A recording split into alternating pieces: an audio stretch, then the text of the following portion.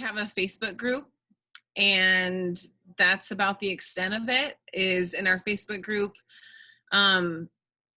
kids fall, it appears to be a spectrum of how intense some of these kids, some of their hypothalamic obesity is, and how intense their hyperphagia is, or how much they're gaining weight. So while it is helpful because it's other parents who can listen to me and kind of sound off of me and we can share ideas, there's also parts of it that are disheartening because I see my son and I can tell that he is the fullest. It's like basically he has it as bad as he can get it, because it's like, there's not a lot of freedom with him. He doesn't have any, he can't do anything on his own, and his whole life is forever changed because of it.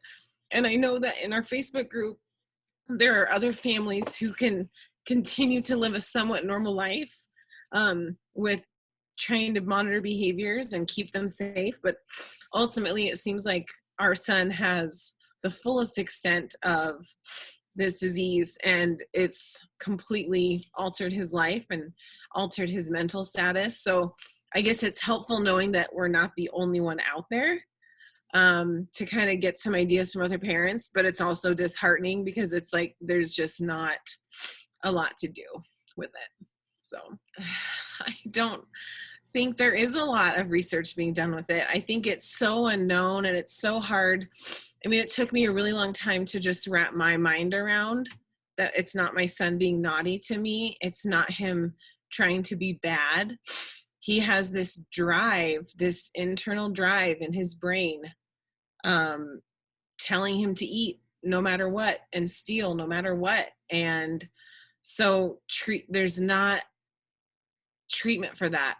We've done counseling. We've been told that he'll mature at some point, and as he matures, then we will start to kind of see him, oh, that I'm not hungry. That's my hyperphagia. That's my that's my brain telling me to eat, but I'm not really hungry. And so we were like, that was some of the parents in my group saying, just let him mature.